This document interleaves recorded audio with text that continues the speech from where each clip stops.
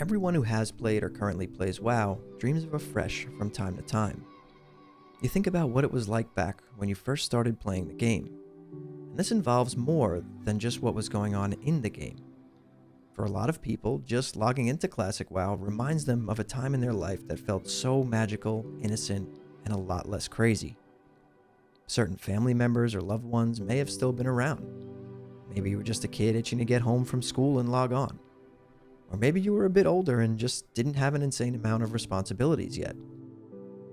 For some people, that was 20 years ago, and for others, much more recent. But whenever you started playing, you remember and cherish your first few moments in the game. It also brings back all of those memories of everything that was going on in your life outside of the game as well.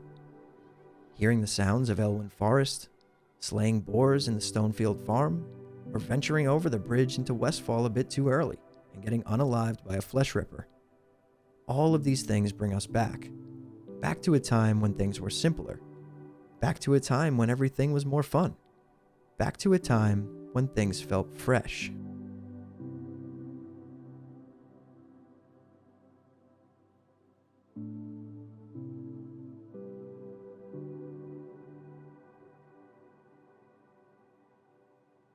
Now let me start by saying this. Nostalgia is a powerful thing. In 2004, WoW was an absolutely massive experience. We weren't just playing a game. We were diving into a new universe.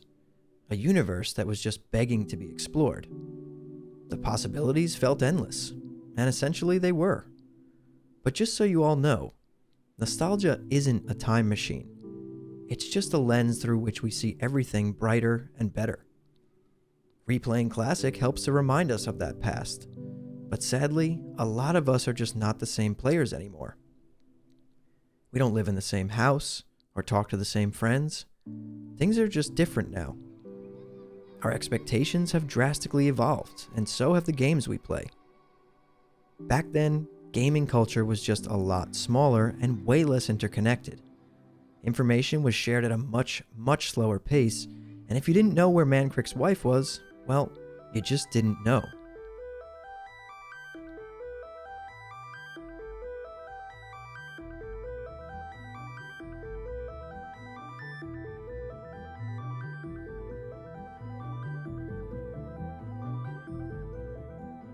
Nowadays, we have streamers, guides, and everything just has the fun optimized out of it. The mystery and the unknown that made WoW special back then was replaced with efficiency and optimization. This isn't the worst thing in the world, it's just how gamers have naturally evolved. If someone can do something in half the amount of time, even if it's less fun, most of the time, that's what they'll do. Now let's talk about the player base. At the time of WoW's original launch, most gamers were exploring MMOs for the first time. Compare that to now, most classic players are veterans chasing nostalgia, or super competitive players looking for a new challenge. This essentially means that the way we play is just different now. Instead of aimlessly wandering around looking for a quest to pick up, most players just spam the same dungeon back to back for hours on end because it's the fastest way to reach level 60.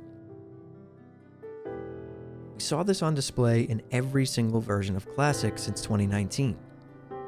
Trying to play a non-meta class or spec? Good luck finding a raid spot, am I right? As great as the game is, it has this one major flaw. And that flaw is deep within the game design. The game was designed to be played at a much slower pace. But as with anything that's been around for 20 years, it's all been researched and figured out 1,000 times over. From 2019 to 2024, Classic players did the min-max thing.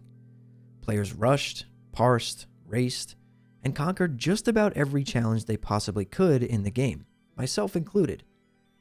Now don't get me wrong, I really did love every second of it.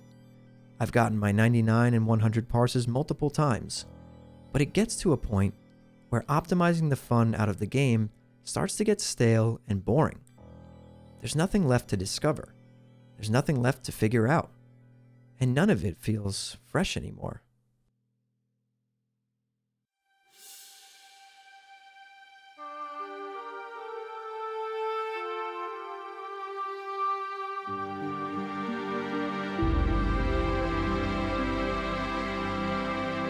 For some reason, I feel like the day will come that this mentality changes a bit. And I feel like that day may be sooner than we think.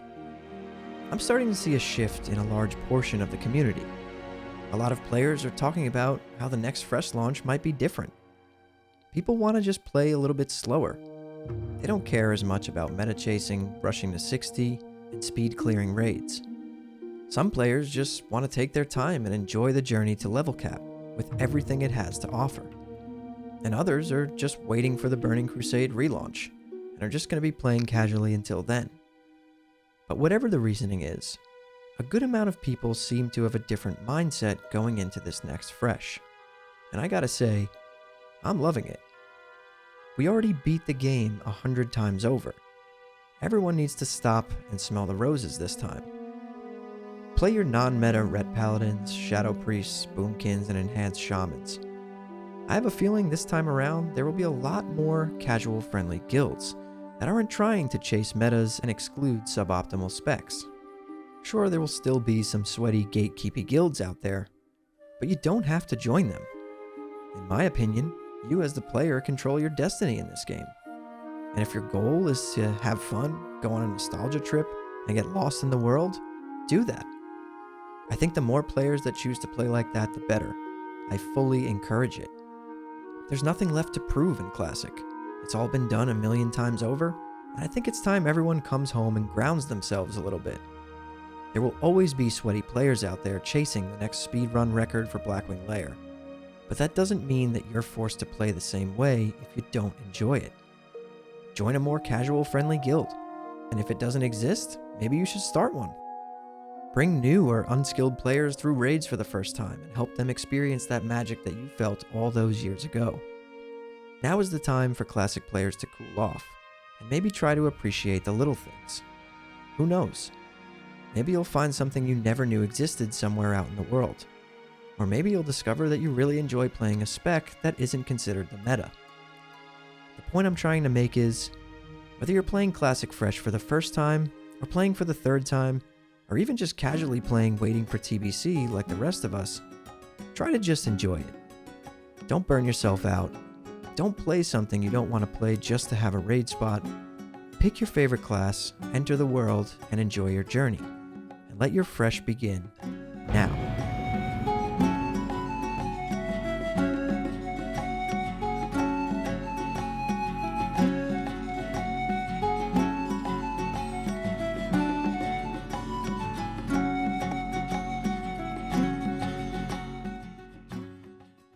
We're all aware of this phenomenon, the so-called Fresh WoW hype, and now the more recent Classic Plus hype. And odds are, you're going through one of these phases right now.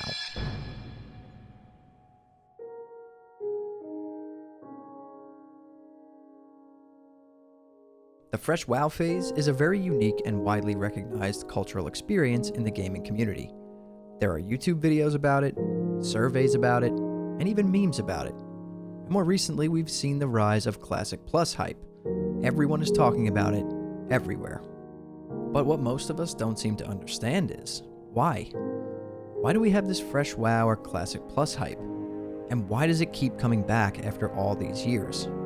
Why do so many people in our generation experience this? Well, to answer this question, we have to go back in time a little bit. Back to a time before Fresh or Classic Plus was even a thing. Back to our first introduction to this game we all love. And for me, that time was 2005. I remember this all like it was yesterday. It was June, summer vacation had just started, and a friend of mine had recently introduced me to this massive new MMORPG. Of course, I had to play at his house because the only computer I had at home was a family Dell that would struggle to play RuneScape on a browser. I would create a character, usually a Night Elf Hunter, spawn into Teldrassil, and just run around killing mobs for hours, and then have to head home for dinner. I'm pretty sure I never got past level 5, but it was enough to get me absolutely hooked. So I did what every kid did back then, and used any birthday money I'd saved and sold some stuff and built a really cheap, really crappy gaming PC to play WoW on at home.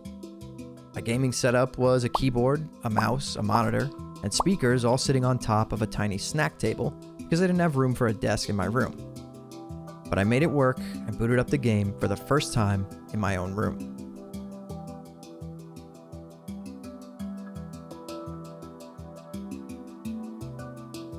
The sights, the sounds, and the players running around chatting with each other immediately drew me into the game, giving me a sense of immersion that I had just never felt before.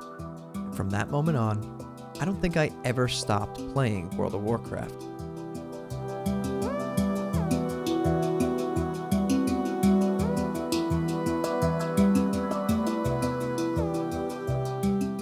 And of course, why would I? The game was and is genius. It's basically a giant world that never stopped moving, even after you logged off.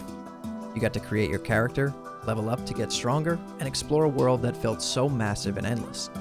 At that time, you would never run out of things to do or places to explore. In 2007, we received our first expansion, The Burning Crusade, and then in 2008, we got the second expansion, Wrath of the Lich King. It was honestly as close to perfect as it gets. But no matter how perfect it was, by the end of 2010, there was a new game on the block that had caught my eye.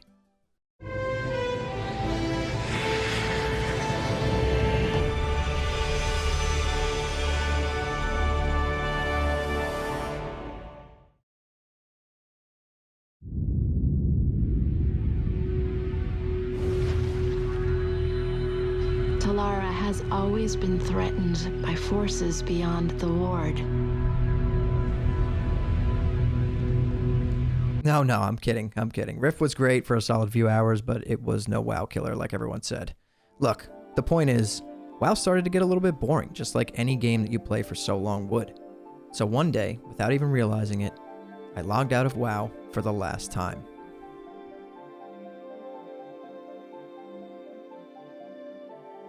Until August of 2019, when my first ever fresh WoW experience would begin. Oh my god, that guy was walking free for so long. 7,000 Q? My god, dude. Even though this was first of many fresh WoW experiences, it turned out it was just as amazing as it was back in 2005. Maybe even a little bit better. The first 12 months or so was fun and exciting, but around the 13-month marker, it really all started to fade away. And as many of us will attest to this, it just wasn't the same as it once was. This fresh WoW carried on into a re-release of the Burning Crusade Classic, Wrath of the Lich King Classic, and now even Cataclysm Classic 5 years after Classic launched in 2019. And now that I think of it, prior to starting this YouTube channel, I don't think I've ever played WoW for this long without taking breaks in between. Most of my history with World of Warcraft since around 2010 was to just come back for the beginning or the end of new expansions, play for around 6 months or so, and then take a break and go play other games. This went on for quite a long time, since in Modern WoW we're currently on our 10th expansion, The War Within. Basically, what I'm trying to say is that usually that initial hype lasts anywhere from 2 to 6 months for most players, and this is for many reasons, but there's one that stands out to me the most, and it's one that I didn't expect. Alright, so Gribble's going to be getting X out? You can just switch over sides over here if you want, Gribble. Yeah, that might be Since better. you're over here. Yeah, let's just do that.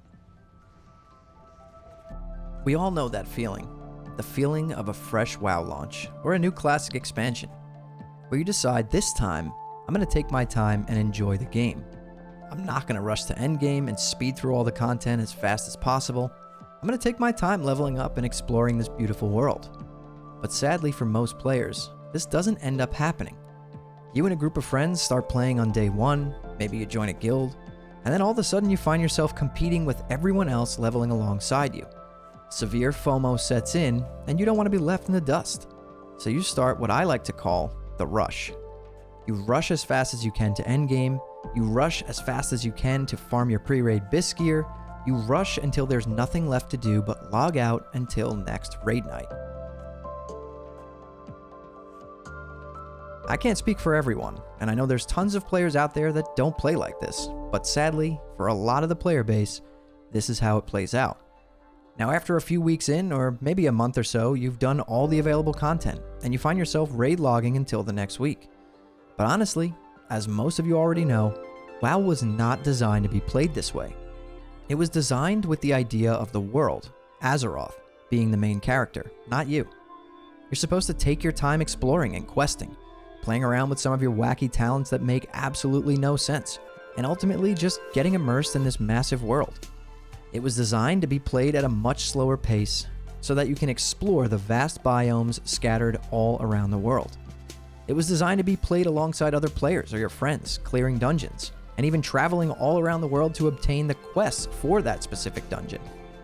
Now don't get me wrong, we all love watching Noda speedrun the world first raid clears. It's part of the classic culture at this point. But some of the most fun I've ever had in WoW were when I was much, much younger, and I didn't really fully understand how to play the game fast. Some of those experiences and memories that I made back then still stand out to me today. I didn't use crazy add-ons or set myself insanely aggressive goals. I just played the game at its natural pace and enjoyed it every step of the way. Now, I'm not here to say that there's a right or wrong way to play the game. Everyone can play the game however they want. I'm just saying that if you truly want to play the game and have the hype last a little bit longer than just a few months, or even a few weeks in some situations, just challenge yourself to not play like a world-first speedrunner. Because the reality of it is, for most people, it's just less fun to play like that. I'm guilty of it as well. FOMO hits me super hard and I end up blasting all the content as fast as I can. But the thing is, people who play this way most of the time are doing it because it's their job. So unless you're a classic WoW YouTuber or a streamer, why rush? Let the creators rush to complete everything and get their content out while you sit back and just enjoy the ride. Look, we all know the reason that slightly older folks like myself go back and play classic WoW. It's to re-experience that feeling of getting home from school or your job at the grocery store and hopping on WoW with your friends. For me, this was back in 2005, and it went on for years. I would constantly create new characters on both sides, Horde and Alliance, get them to around level 20-ish, and then just make a new one. I didn't even think I hit level cap for the first time until right before Burning Crusade dropped, but it didn't matter. I was having the most fun that I think I've ever had in WoW, and I know that I'm not alone in this. So many people experienced WoW in a similar way back then. So having established this, let's think about it. I played back in 2005, and I'm 32 now. And I would say that on average, for classic WoW players, you're most likely between the ages of 25 and 45. Most of us have so many more responsibilities than we had back then in those younger days when we initially started playing, and most of our old squads that we played with are either broken up or not gaming as much anymore. And that's just due to life progressing. But for a brief moment, a few weeks or even months, we get to relive that magic. We get to jump in and try and recreate that feeling that we had when we were younger. And for a lot of us, it works. The only issue is that it doesn't last forever. And once reality sets in that you need to put in some serious time to get to that end game goal, a lot of people tend to burn out or just log off until the next round of hype comes along.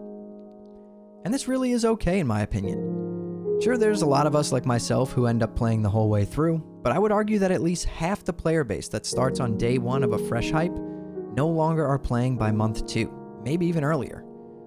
This is just the cycle of how fresh WoW Classic works, and I honestly think it will continue to work like this indefinitely. Almost every WoW player gets the itch to play WoW again once they've stepped away for a break, and things like Fresh or Classic Plus will be perfect to scratch that itch. We're experiencing it right now if you think about it. We're about 10 months deep into Season of Discovery currently. It's still going pretty strong, but the hype is nowhere near as high as it was for the first 4 months. People have decided to take breaks, go back to hardcore, check out the new retail expansion, or maybe even quit entirely for the time being. And currently, since I was able to get that soft confirmation for a Classic Plus coming in the future from the devs, there has been non-stop talk about it. And this is how the cycle continues.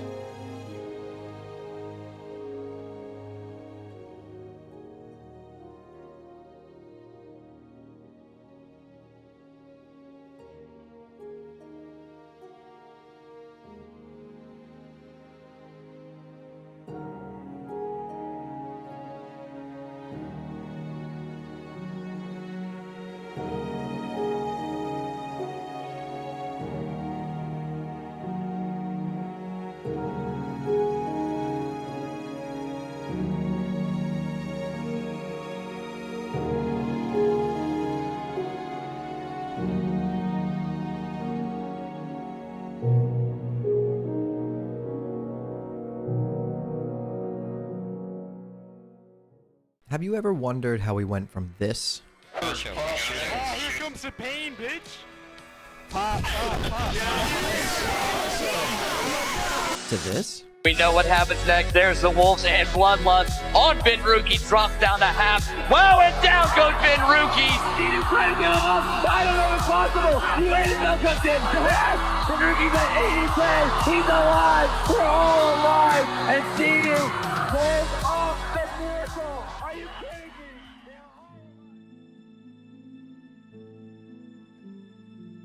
Well, the World of Warcraft community has evolved from a tight-knit, social-driven environment, where players relied heavily on collaboration and in-game friendships, to a more diverse and often fragmented group due to the convenience of automated systems like LFR and cross-realm features. Over time, the rise of content creators, streamers, and online forums has shifted the social experience, creating new ways for players to connect, but also contributing to a more individualized playstyle. With the recent release of Classic servers in the last 5 years, and the anticipated Classic Plus on the horizon, there's a resurgence of interest in the older, more communal experience, reviving aspects of the original community dynamics. So today, we're going to take a deep dive into the evolution of the World of Warcraft community, where we started, and how we got here.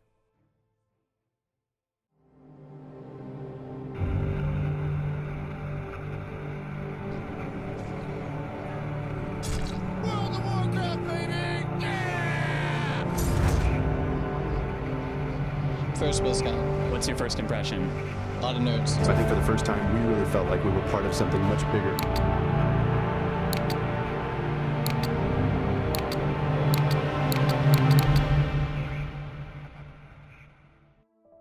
World of Warcraft, or WoW, is not just a game, it's a journey. Since its launch in 2004, this iconic MMORPG has shaped an entire generation of gamers. But over the last 2 decades, WoW players' mentality has changed in profound ways, from exploring a vast, mysterious world to seeking efficiency and optimization. The community's outlook has evolved alongside the game itself.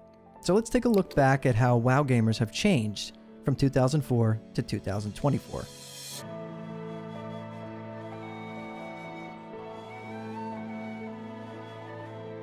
In 2004, WoW launched with a bang. For many players, this was their first MMORPG experience. Gamers in these early days had a sense of awe and wonder. Azeroth was a massive, unexplored world, and the community was filled with people who were more interested in adventure and discovery than efficiency. Back then, the idea of min-maxing was a foreign concept to most. People spent hours just exploring the environment, discovering hidden quests, and immersing themselves in the lore. Raids like Molten Core and Onyxia's Lair were less about technical performance and more about the sheer joy of gathering 40 people and tackling massive bosses together. It was chaotic and unrefined, but that's what made it special. Players didn't know all the mechanics beforehand, and that element of surprise and experimentation made every encounter feel rewarding. Oh, here comes the pain, bitch! The mentality was social.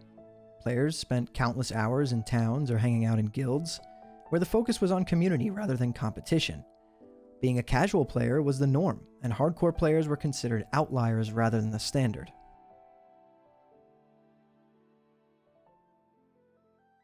As WoW's player base expanded with the Burning Crusade in 2007 and Wrath of the Lich King in 2008, so did the approach to gameplay. New content meant new challenges, and the community started to shift towards a more goal-oriented mindset. The introduction of arena PvP, heroic dungeons, and more complex raids began fostering a divide between casual and hardcore players. Guilds started becoming more competitive, pushing for server firsts and raid content, and this era gave birth to progression raiding, where players were no longer satisfied just clearing the content. They wanted to clear it first, faster, and more efficiently. Websites like Wowhead and Elitist Jerks began to pop up, providing in-depth guides and discussions on the best gear, talent builds, and optimal strategies. The rise of third-party resources helped players approach the game with more information, but it also introduced the mentality of min-maxing. The community still retained its social focus, but there was a growing emphasis on performance. The mentality was slowly shifting towards mastery of the game, and being good at WoW became a badge of honor. With Cataclysm in 2010 and Mist of Pandaria in 2012, the WoW community began to undergo a transformation. The introduction of features like Dungeon Finder, Raid Finder, and Cross-Realm Zones made grouping with other players easier, but it also had unintended consequences. The need to form tight-knit guilds or even talk to other players diminished. This was the start of WoW's shift from a game built on social interaction to one where convenience took precedence.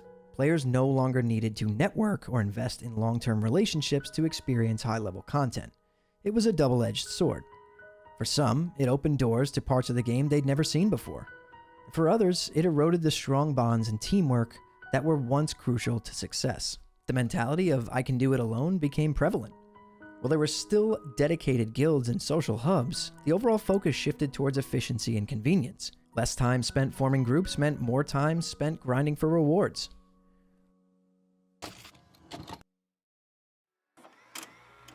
He can't believe that they've lost. They've come so far from the lower bracket. They almost claimed victory. They tied it up at 1 apiece.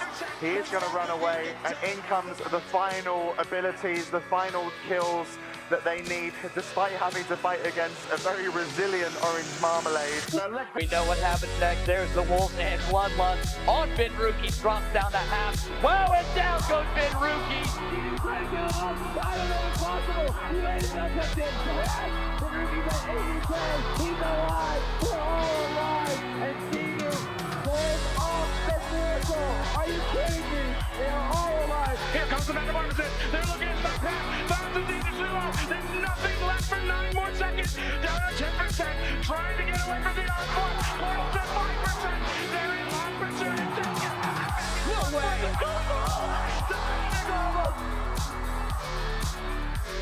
Big swap on Mooney though. Pistol's done into T-Ground into gas. And they take him down. What was that different game? Winning Gouge coming in from Watts, denying anything from Looney. That was absolutely insane. By the time Warlords of Draenor and Legion rolled around, WoW had fully embraced competitive gaming.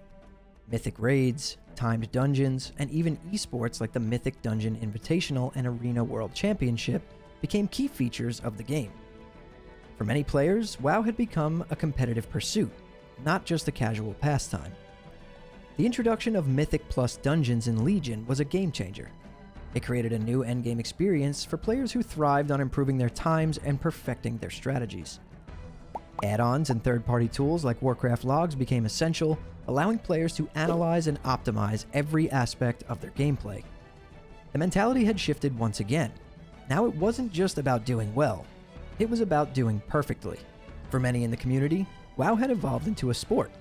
The divide between casual and hardcore players widened even more, with some feeling left behind by the sheer complexity and demands of the modern endgame.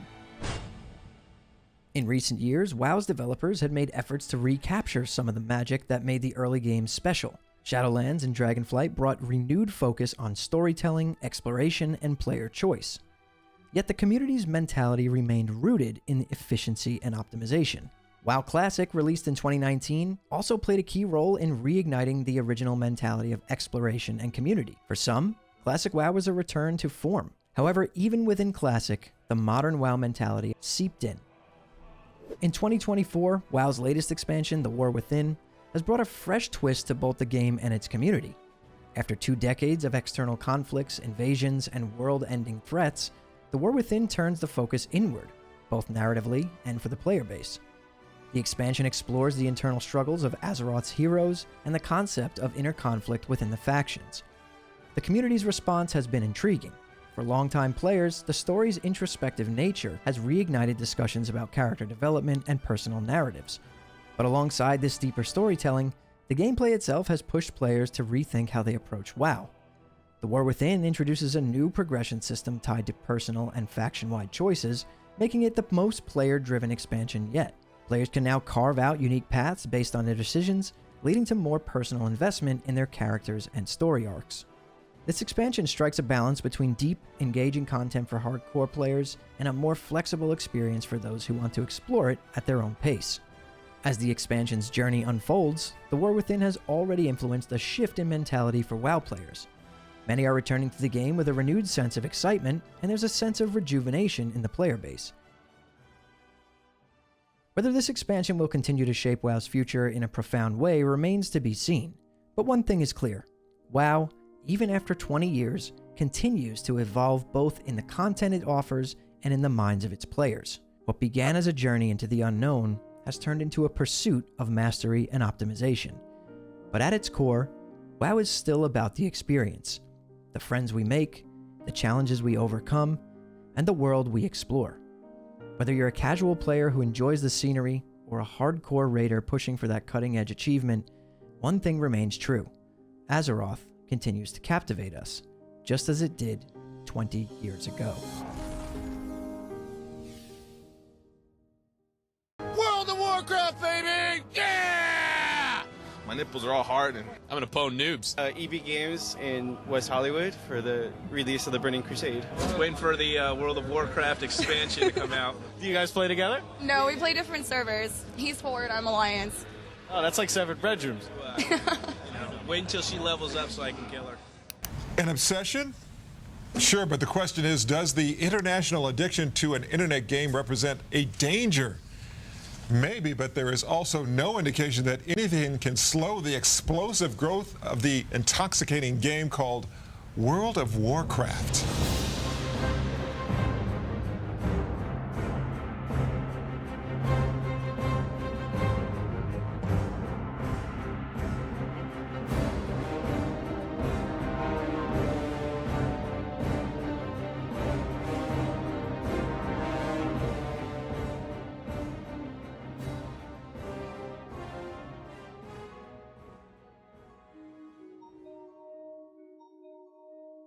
In 2007, World of Warcraft wasn't just a game. It was a revolution in online gaming. With millions of players worldwide, Azeroth had become a second home for many. But just when players thought they had seen it all, Blizzard released the Burning Crusade, an expansion that would forever change the landscape of the MMO genre. The Burning Crusade was more than just an update. It was a gateway to a new world, filled with challenges, innovations, and unforgettable experiences. The Burning Crusade's impact began with its lore, a continuation of the rich narrative from Warcraft 3.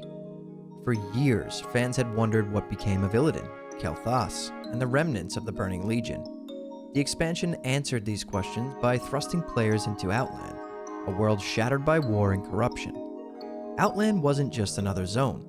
It was a planet of immense scale and diversity, with environments that ranged from the desolate Hellfire Peninsula to the lush and eerie forests of Zangar Marsh. Players were drawn into a story that felt truly epic in scope. The quest lines were more intricate, the stakes were higher, and the characters were larger than life. You weren't just fighting for your faction, you were part of a struggle against a universal threat that transcended the conflict between Horde and Alliance. The lore was woven into every corner of Outland, from the shattered ruins of Draenor to the floating citadels of the Burning Legion. It was a world that felt alive, with every zone telling a part of a grander narrative. But the Burning Crusade wasn't just about story. It was about redefining how players interacted with the game. One of the most revolutionary additions was flying mounts. For the first time, players were not bound by the ground. The skies of Outland opened up endless possibilities, allowing for exploration in ways never before possible. Whether it was soaring over the fell-infested plains of Shadowmoon Valley or descending upon a hidden cave in Nagrand, flying mounts changed the way we saw and navigated the world. PvP also received a massive overhaul with the introduction of arena combat. Unlike the chaotic battlegrounds, arenas offered a more controlled, competitive environment where skill and strategy were paramount. The arena system, with its rankings, seasons, and unique rewards, quickly became a staple of the game, fostering a competitive community within World of Warcraft. The introduction of heroic dungeons also marked a significant shift.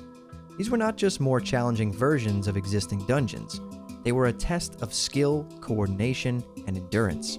Completing a heroic dungeon wasn't just about gear, it was a badge of honor, proof that you and your group had mastered the intricacies of the game. These dungeons, along with the new raids, pushed players to their limits and offered rewards that were truly worth the effort. The Burning Crusade also brought a significant shift in the balance between Horde and Alliance, with the introduction of 2 new playable races, the Blood Elves for the Horde and the Draenei for the Alliance. This wasn't just a cosmetic addition, it was a deepening of the game's lore and rebalancing of the factions. Blood Elves, with their tragic history and ties to the arcane, brought a touch of elegance and mysticism to the Horde. Meanwhile, the Draenei, with their noble past and connection to the light, added a sense of hope and resilience to the Alliance. These new races weren't just about aesthetics, though. They brought with them new starting zones, unique racial abilities, and access to classes that were previously exclusive to the opposing faction. Blood Elf Paladins and Draenei Shamans weren't just novelties. They represented a blending of the 2 factions, adding layers of complexity to both PvP and PvE gameplay. Shattrath City, a neutral hub, became the melting pot of the expansion, where players from both factions could interact, trade, and take part in the shared struggle against the Burning Legion. This city, with its distinct districts and rich history, became the heart of Outland, fostering a sense of community and cooperation that transcended faction lines.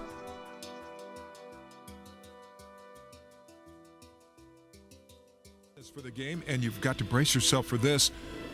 There's a new version that's about to erupt on the scene. When it comes out, man, I'm just gonna non-stop. Easy there, big guy. I'm sorry for my girlfriend, because, you know, I'm just gonna keep playing. Understandable, because gamers climb into a cartoon world of monstrous villains and shapely elfin creatures. This particular online game actually has almost 8 million people playing it right now. 8 million people?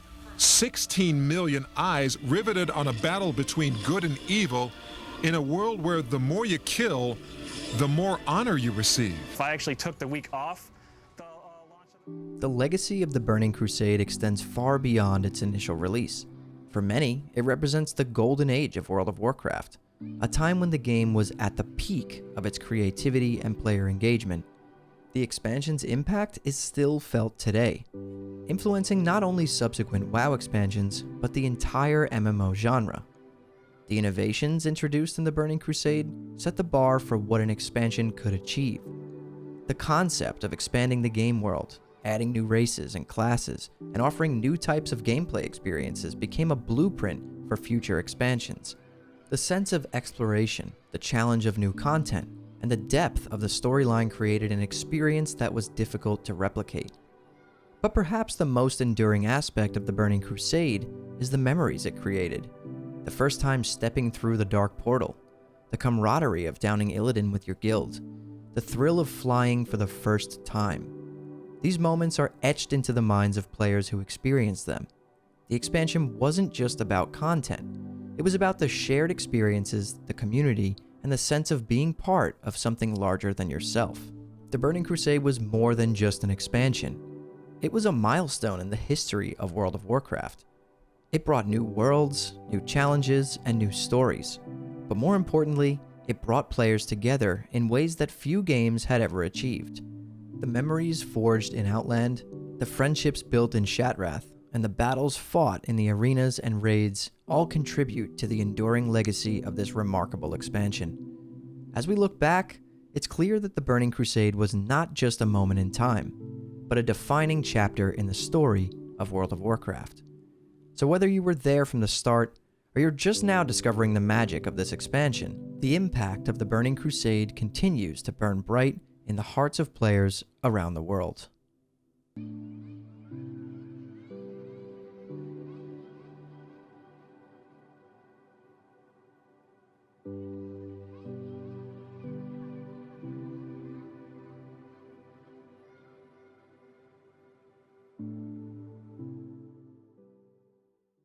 World of Warcraft is an amazing game for many reasons. You have unmatched world design and freedom, years of incredible development, and a very loud but extremely passionate community surrounding the game. It's a game that has captivated millions since its release in 2004. But beyond its vast world, rich lore, and engaging gameplay, there's something truly magical that has left a lasting impact on its players: the original soundtrack. Today, we're diving into what makes the music of WoW so special and why it continues to resonate with players around the world.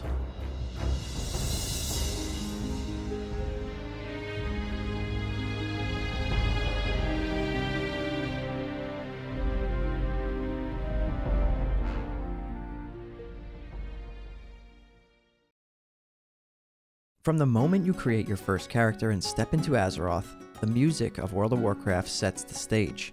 The orchestral arrangements composed by Jason Hayes, Tracy Bush, Derek Duke, and Glenn Stafford immediately immerse you in the world.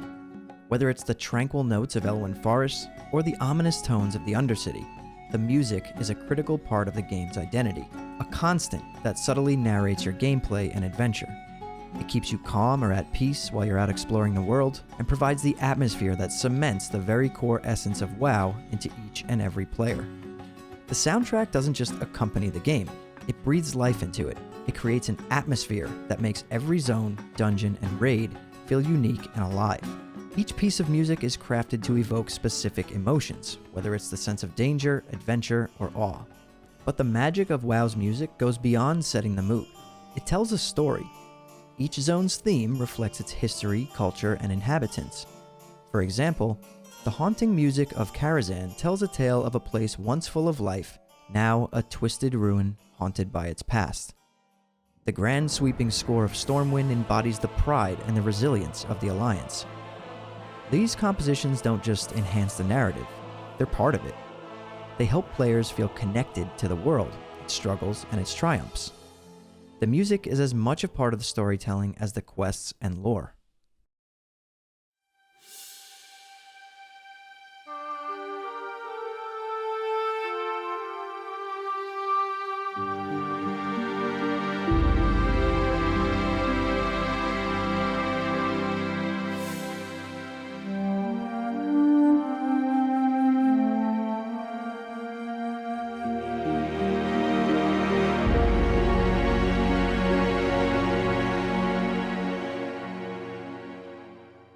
World of Warcraft's original soundtrack is more than just background music. It's a key element of what makes the game so immersive and memorable. It's a perfect example of how music can elevate a game to something truly special. The music of Elwyn Forest is a masterpiece of atmospheric composition, perfectly capturing the serene beauty and tranquil essence of the zone. The piece features gentle strings, soothing woodwinds, and soft choral elements that evoke a sense of peace and nostalgia. The melody is simple yet deeply evocative, transporting players to a world of lush greenery and quiet, sun-draped groves. This track is more than just background music. It's an integral part of the immersive experience, making Elwyn Forest feel like a living, breathing place. The music's ability to stir emotions and create a strong connection to the game's world what make it so amazing and memorable for players. And then as you step foot into Stormwind for the first time, you're welcomed by a grand and inspiring composition that perfectly embodies the majestic and heroic spirit of the Alliance's capital city.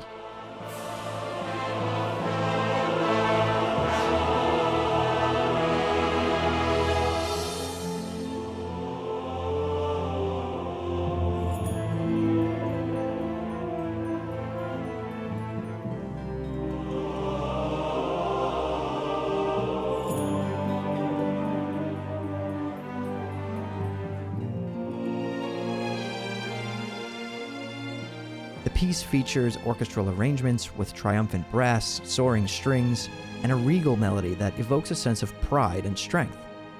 As players enter the city, the music swells, creating an atmosphere of epic adventure and noble purpose. The track is not just a background score. It's a celebration of the city's rich history and the ideals of honor and justice that Stormwind stands for. The score elevates the player's experience, making them feel like part of something much, much greater. As we travel more north in the Eastern Kingdoms, the music of Ironforge is a majestic and resonant composition that perfectly embodies the stoic strength and enduring spirit of the Dwarven capital.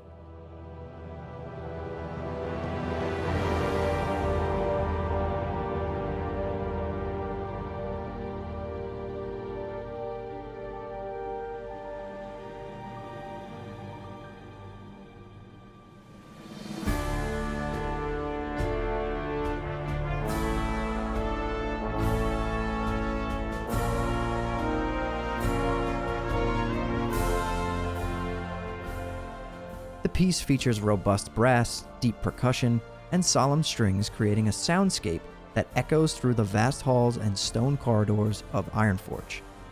The music conveys a sense of ancient tradition, resilience, and craftsmanship, reflecting the dwarves' pride in their heritage and their unyielding determination. As players enter the city, the music fills them with a sense of awe and respect for the dwarves' history and culture. The Ironforge music is amazing because it not only complements the grandeur of the city, but also evokes a feeling of belonging and solidarity, making it an integral part of the immersive experience in the WoW universe. As we move to the other side of the world, the music of the Barrens is a striking blend of tribal rhythms, haunting melodies, and ambient soundscapes that perfectly encapsulate the vast, rugged wilderness of the zone.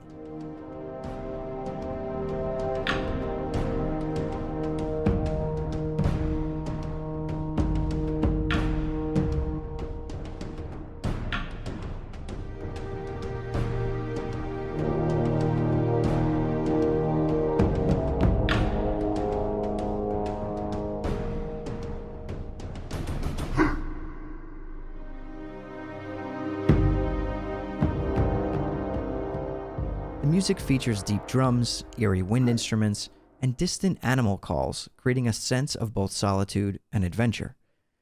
The track evokes the harshness and untamed beauty of the Barrens, where every step feels like a journey into the unknown. Its minimalist yet powerful composition enhances the feeling of being a lone wanderer in a vast savanna, where danger and discovery are around every corner. This music is amazing because it not only complements the environment, but also deepens the player's connection to the world, making the Barrens feel alive and teeming with hidden treasures.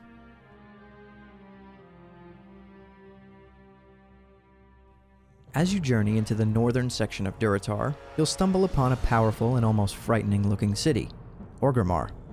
Orgrimmar has a powerful and primal anthem that perfectly captures the fierce warrior spirit of the Horde's capital.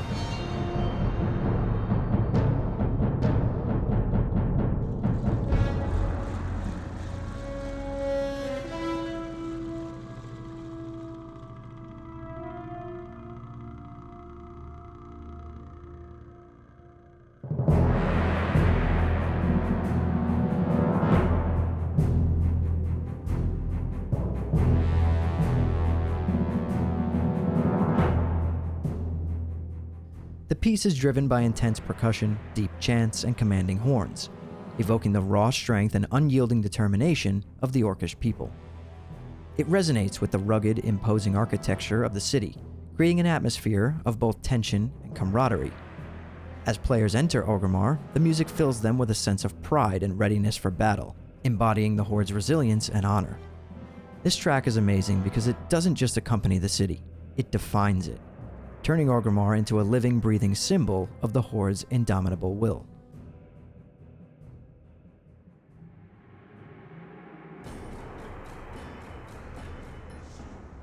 Traveling back across the globe to the Eastern Kingdoms, the Undercity is located beneath the ruins of Lordaeron. It features a haunting and atmospheric composition that perfectly encapsulates the eerie and sinister nature of the Forsaken's capital.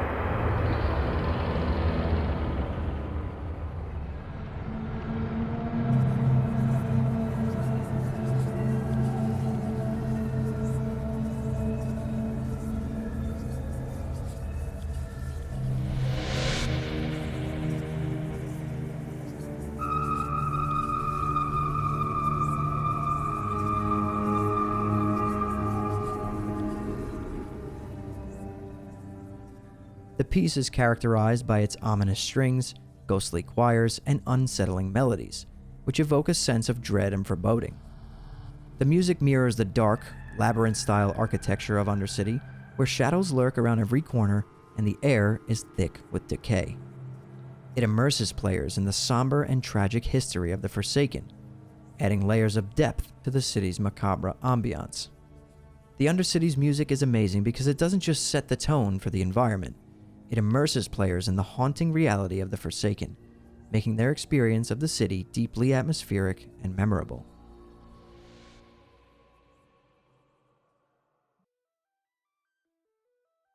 As we look back on nearly 2 decades of WoW, the music remains a powerful reminder of why we fell in love with this game in the first place.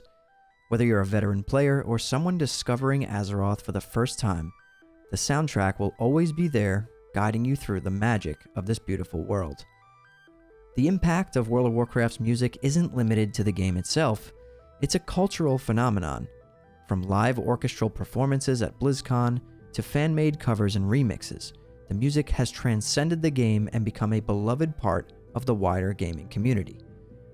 Players around the world have connected with this music on a deep level.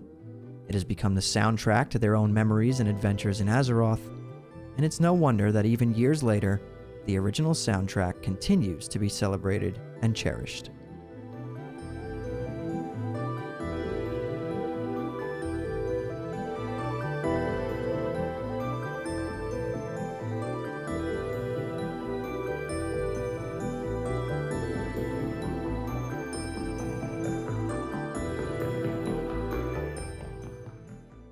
Classic-era server clusters are on the rise, and I'm sure you've all heard rumors of a Classic Fresh or a Psalm 2 coming in the near future. But this makes me wonder, why vanilla, and why now? The answer to this is quite simple, yet a little bit complex. I'm going to do my best to explain the situation, but to be honest, this topic will always be an intriguing phenomenon in the WoW community. Let's take a trip down memory lane and try to understand why vanilla WoW will always have a special place in many of our hearts. In a land of mighty kingdoms,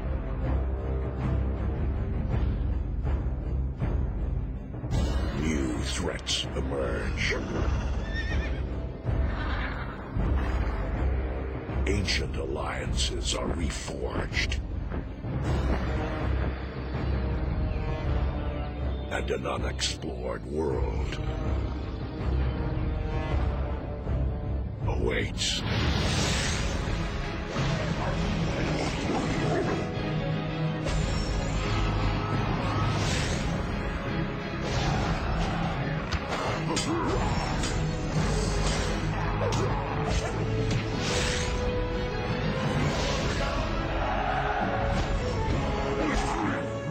Blizzard Entertainment proudly invites you to experience Warcraft from a whole new perspective.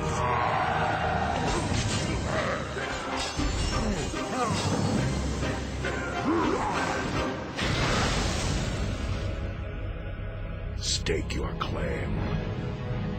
Live the legend.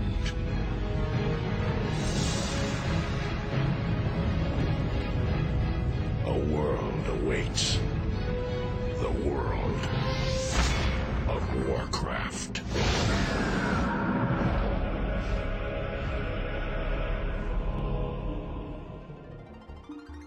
World of Warcraft was first released on November 23, 2004. Many of us who still play today were in high school at the time or even younger. It truly was a different period in time. There were no smartphones, no YouTube, no Twitch, and everyone ate fruit roll-ups or Dunkaroos as a snack when they got home from school. It was a much simpler time in general. The internet had just started taking off, and the average person spent most of their time online watching Newgrounds videos or downloading music illegally from Kazaa or LimeWire. We of course still played video games back then, but we were playing our GameCubes, Xboxes, and learning how to score with hookers in Grand Theft Auto San Andreas. We spent our weekends, Friday nights, and summers playing split-screen Halo on our friends' couches, running around in Blood Gulch, blasting each other with rocket launchers. This was the extent of our multiplayer gaming experience at the time. We had a few online multiplayer games at the time, like SOCOM on the PlayStation 2, and of course Halo 2 on the Xbox, but then something changed. World of Warcraft had launched. WoW initially launched at a time when most people had either just convinced their parents to get a home PC or even built their very first gaming PC.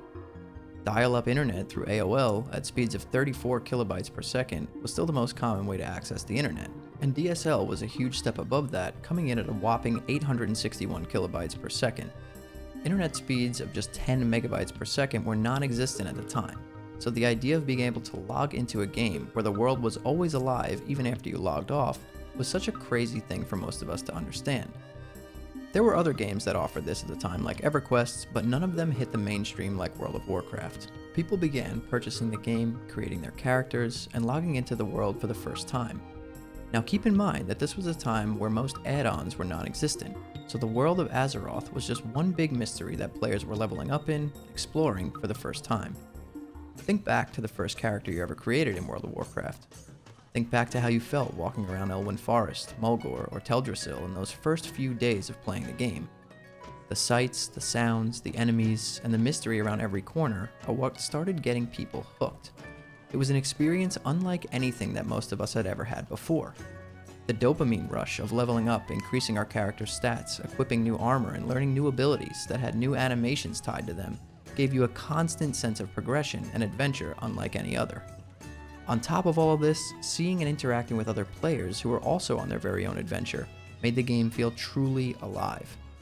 The game forced you to group up with and communicate with other players to complete elite level quests or to clear dungeons with bosses that yielded powerful loot, like weapons and armor that you would then be able to equip and make your character even stronger while you were out in the world on your adventure to level 60. These first impressions and experiences that we had during our first few months, or even the first year of playing the game, became imprinted in our DNA in some ways. World of Warcraft had become an extension of who most people that played it were at the time, and no one realized in the moment, but the truest form of nostalgia was being created. As players progressed their characters through the various zones while leveling up, they would have experiences with other players or even NPCs that most of them surprisingly still remember to this day, almost 20 years later. Now it's hard to comprehend this, but it's remarkable that people had experiences in a fictional world 20 years ago sitting at their computer in the dark that were so interesting or so exhilarating that they left lasting impressions in their psyche. I'm sure many of you watching this right now can think back to playing the original vanilla version of World of Warcraft and remember something hilarious or interesting that happened while you were drinking your Dr. Pepper or cocaine energy drink while either PvPing or raiding on a Friday night. That leads me into my next segment, raiding. Raiding in Vanilla WoW was truly an amazing concept. You and 39 of your guildmates would hop into voice comms for the night and attempt to clear massive dungeons that were called raids in an attempt to defeat all bosses and receive the highest tier loot available for your characters. These weapons and armor and equipment that these bosses dropped became iconic, because back then, guilds weren't clearing Molten Core in under 1 hour. It took hours and hours, and sometimes multiple nights per week for hours on end. So when you saw a warrior running towards you with Bone Reaper's Edge in your Warsong Gulch, you knew he meant business. Or when you saw a rogue standing near the Stormwind Fountain wearing the full Bloodfang set, you immediately wanted to reroll a rogue, just to be able to look as awesome as they did. Aside from raiding, vanilla World of Warcraft had some of the most satisfying player versus player combat for its time. Sure, it was unbalanced and janky at times, but class fantasy was truly at a high point in this version of the game. If you played a rogue in PvP, you actually felt like an assassin, as you were able to sneak up on cloth-wearing casters and nearly one-shot them with an ambush from the shadows. If you played an arms warrior, you'd be wielding massive two-handed weapons, charging into combat and slamming your enemies around like an unstoppable juggernaut. Or you could choose to play a mage, where you truly felt the power of your elemental magic, hurling massive fireballs and frostbolts at your enemies, all while simultaneously controlling the battlefield with slows, snares, and other crowd control effects. PvP in vanilla World of Warcraft had a certain charm to it, as well as raiding. As time went on, expansions were released for the game. These expansions changed core mechanics and gameplay for certain classes. Some of these changes were good, and some were most definitely bad. At the time of writing this video in 2023, World of Warcraft Dragonflight has recently launched. And if you put Vanilla WoW from 2004 and Dragonflight from 2022 side by side, they are absolutely completely different games. Which is why a few years ago, back in 2019, we received a re-release of Classic WoW. We got to progress through Vanilla WoW once again, which then progressed into the Burning Crusade expansion and now into Wrath of the Lich King. Which leads me to the point of this entire video. Lately, the Classic era realms have been revived, solely by players fiending for the Vanilla WoW experience once again. Enough time has passed since the launch of the Burning Crusade Classic. We played through that entire expansion, and now we're about 35% through the Wrath of the Lich King expansion. People are starting to miss and long for the vanilla universe already, and the reason for this is because with every expansion that comes out, the game changes more and more until it becomes completely unrecognizable. Now there's absolutely nothing wrong with Wrath of the Lich King or Dragonflight, both are decent games. But remember earlier when we talked about those extremely impactful impressions that were left on our psyche? For most of us, those impressions and our nostalgic love for vanilla WoW will never go away, because it's part of who we are as gamers. Those zones, music, enemies, and gear sets bring us back to a simpler time in life, when we were just kids and had minimal responsibilities compared to what most of us have today. It allows us to escape and go back in a time machine.